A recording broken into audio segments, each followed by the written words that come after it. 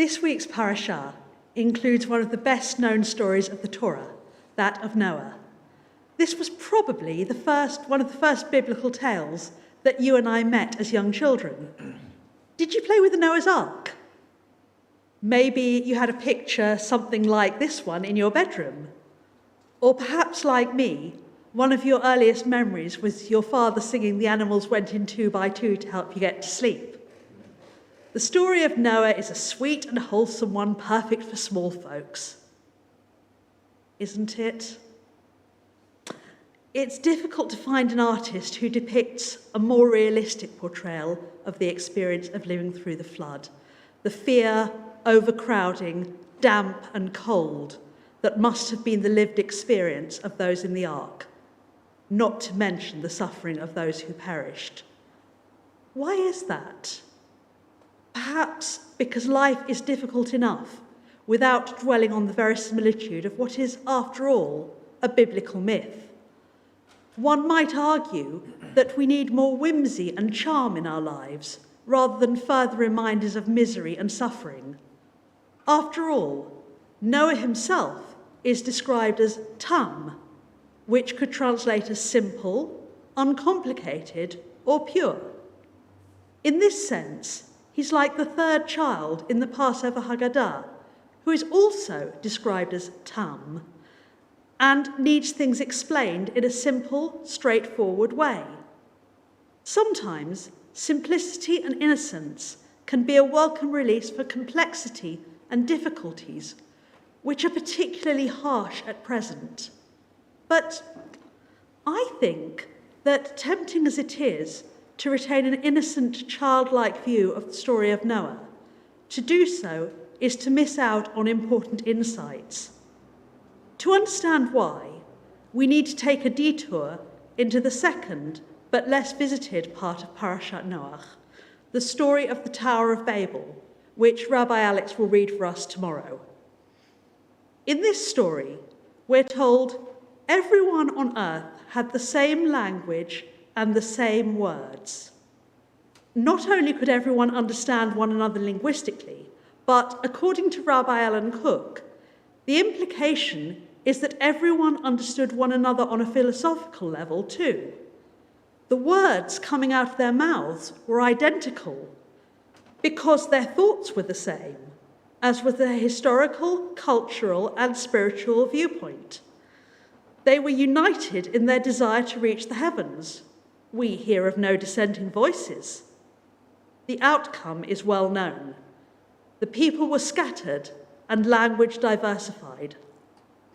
One can postulate that this is when different cultural identities and philosophical perspectives began to emerge as well.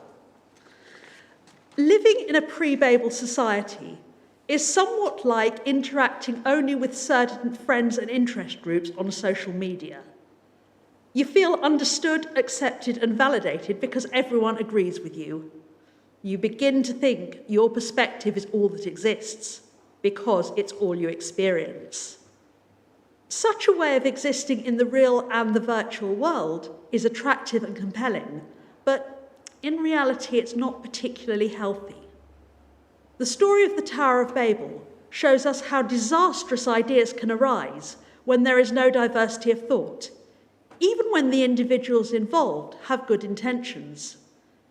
In order to become more intellectually and emotionally robust, it's important to challenge preconceptions and experience different cultural, intellectual, and emotional viewpoints, even when it's uncomfortable to do so. Tomorrow, we have the privilege of welcoming Kenneth Ayele Okafor to our community.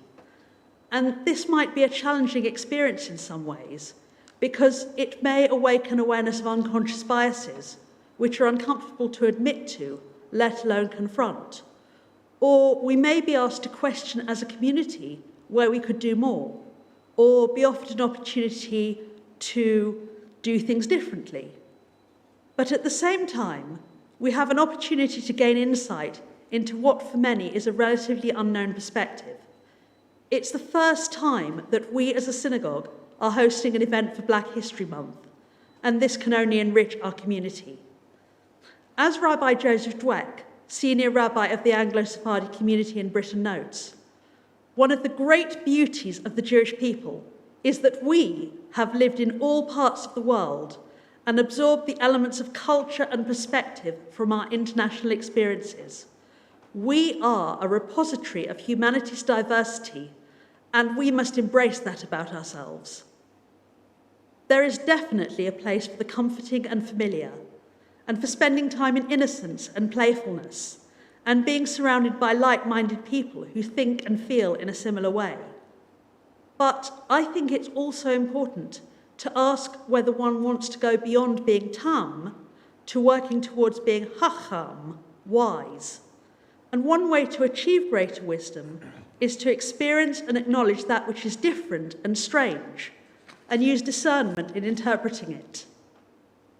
According to the biblical narrative, after 40 days, Noah and his family leave the sanctuary of the ark and begin a new life, rather as we emerge from the spiritual bubble of the Tishri holidays to begin a new year. Like Noah, we will find opportunities both for great creativity — Noah was the world's first vintner — and for making embarrassing mistakes. Noah's early experience with wine ends with him collapsing in a drunken stupor. Don't tell the children. Revisiting and reinterpreting the Torah's familiar story allows us to re-engage with the complexities of being human through a changing lens of understanding in our wider lives. Professor Robert Winston believes that religion has endured since the dawn of human consciousness, precisely because it encompasses so much of being human.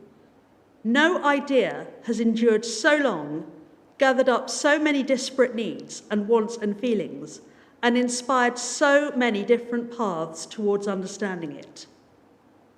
Whatever your current path towards understanding, may Shabbat provide a sanctuary and time to reflect on old and new experiences and on how they will influence us in the coming year.